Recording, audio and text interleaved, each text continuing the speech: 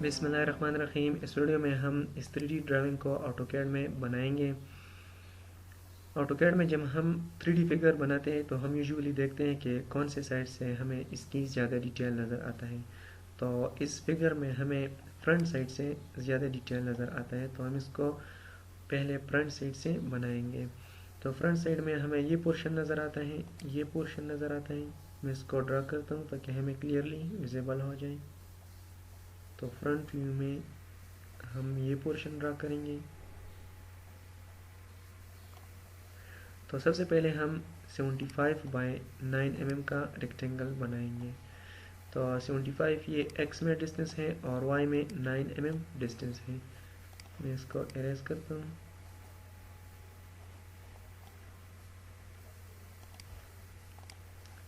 तो मैं भी टॉप व्यू को फ्रंट व्यू में चेंज करता हूँ, तो मैंने फ्रंट व्यू में चेंज कर दिया।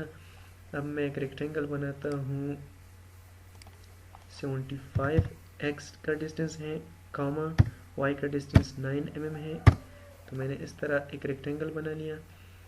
अब इसके बाद है ये पोर्शन हमें बनाना है। तो इस लाइन के दरमियान और इस लाइन के दरमियान 33 mm डिस्टेंस है, और फिर इस लाइन के दरमियान और इस लाइन के दरमियान ऊपर का हाइट जो है ना, उसका डिस्टेंस 40 mm है। यहाँ पर गिवन है 40 mm डिस्टेंस है। तो सबसे पहले हम, और फिर इस लाइन के दरमियान और इस लाइन के दरमियान गैप भी 9 mm है। तो सबसे पहले हम इस तरह 33 mm पर एक लाइन ड्रा करेंगे और फिर इसको 9 mm पर गैप देंगे। तो ये दोनों लाइन हमारे पास ड्रा हो जाएंगे, और फिर इसके मिड पॉइंट से हम ये आर्क ड्रा करेंगे 15 mm रेडियस का, और फिर इसको ऑफसेट करेंगे 8 mm पर। तो चलो मैं पहले इस दोनों लाइन को ड्रा करता हूँ।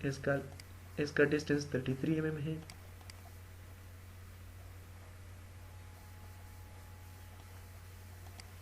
इसका डिस्टेंस 33 mm है और इसके दरमियान गैप 9 mm है। तो मैंने लाइन पर क्लिक कर लिया और इस कॉर्नर पर माउस ले गया, लेकिन क्लिक नहीं कर लिया क्योंकि मैं इसको ट्रैक करता हूँ। और मैंने इसको इस तरह कर दिया और 33 mm डिस्टेंस एंटर कर लिया, तो ये ट्रैक हो गया। अब मैं इसको हाइट देता हूँ 40 mm, जो कि हमें गिवन है, और यहाँ का डिस्टेंस 9 mm है। गैप, इसके दरमियान गैप 9 mm है, तो मैं 9 एंटर कर लेता हूँ। अब मैं इसको ज्वाइन कर लेता हूँ इस लाइन के साथ परपेंडिकुलर। तो मैंने ज्वाइन कर लिया इस तरह इसको। अब ये पोर्शन हमें बनाना है, ये आर्क हमें बनाना है। इसका रेडियस हमें गिवन है 15 mm। फिर इस रेडियस को हम ऑफसेट करेंगे 8 mm पर।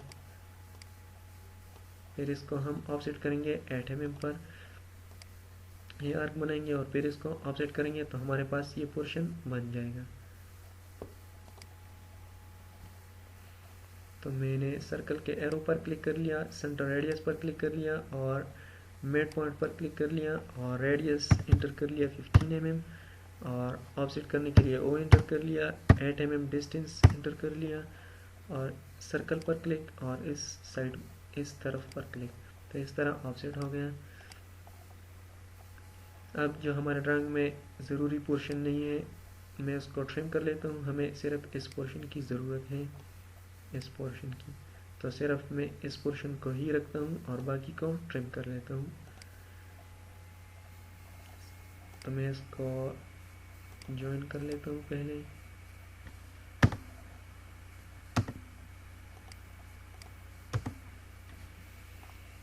कीबोर्ड से TR डबल इंटर, और इस तरह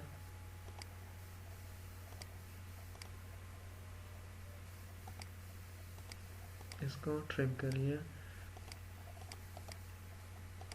मैंने इसको इरेज कर लिया। अब हमें इसको प्रेस पुल करना है इस तरफ पर। इसका लेंथ, इसकी डिस्टेंस 52 mm है, तो इसको भी मुझे प्रेस पुल करना है 52 mm पर, और इसको भी मुझे प्रेस पुल करना है 52 mm पर। तो मैं इसको प्रेस पुल कर लेता हूँ।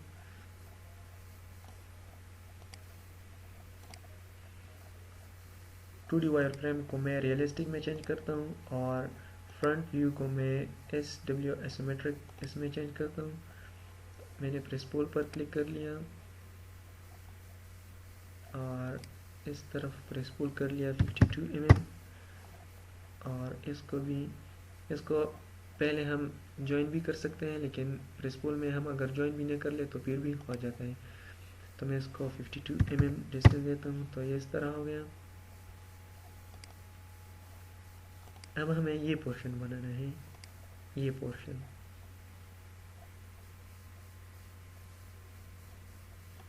अब हमें ये पोर्शन बनाना है। तो इस लाइन के दरमियान और इस लाइन के दरमियान 22 mm डिस्टेंस है, 22 mm गैप है, डिस्टेंस है।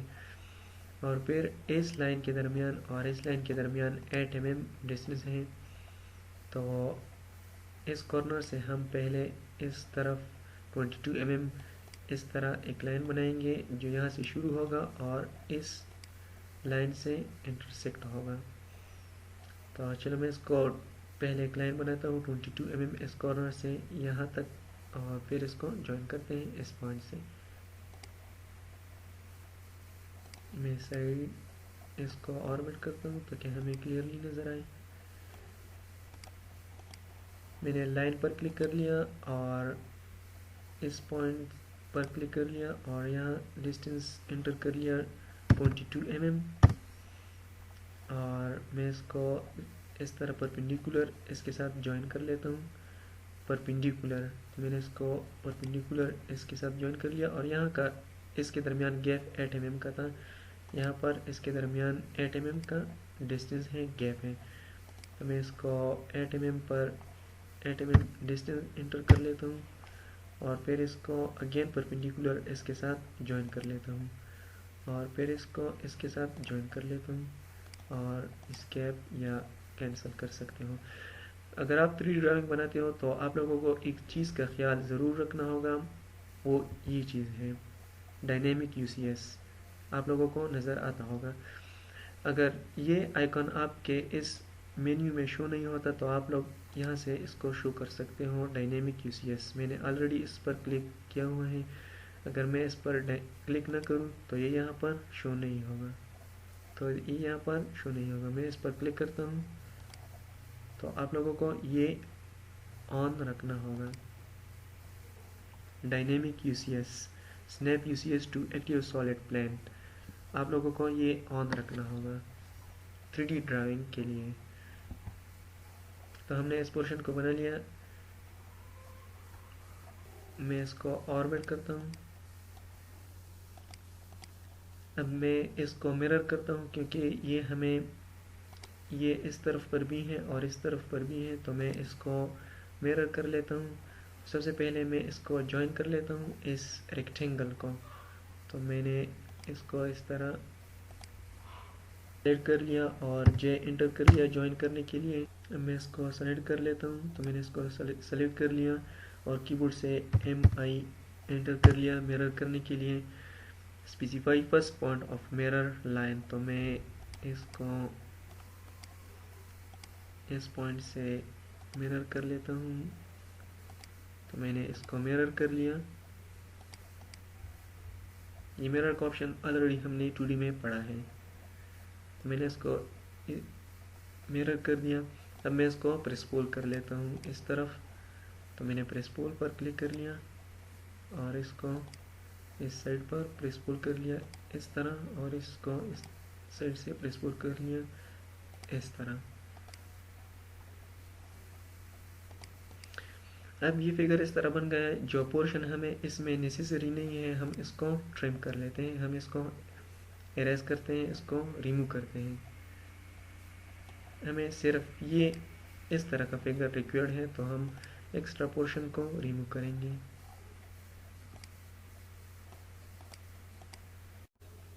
तो एक्स्ट्रा पोर्शन रिमूव करने के लिए सबसे पहले हम इस ऑब्जेक्ट को यूनियन कर लेते हैं। तो मैंने इस सारे ऑब्जेक्ट को सेलेक्ट कर लिया और यहाँ से यूनियन कर लिया। मैं इसको अगेन सेलेक्ट कर लेता हूँ और इंटर कर लिया, तो ये सारा ऑब्जेक्ट यूनियन हो गया।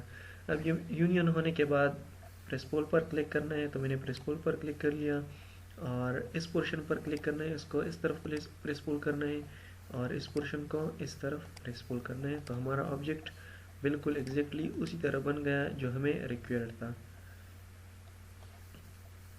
ये ऑब्जेक्ट बिल्कुल इसी तरह बन गया। मैं इसको इरेज करता हूँ,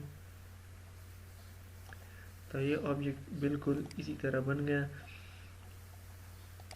अब मैं इसको यहाँ से मूव कर लेता हूँ,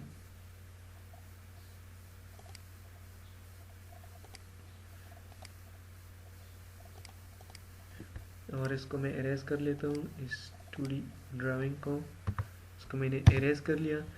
तो ये हमारा 3D ड्राइंग बन गया एग्जैक्टली उसी तरह जिस तरह हमें रिक्वायर्ड था। इसी तरह एग्जैक्टली बिल्कुल इसी तरह ही बन गया।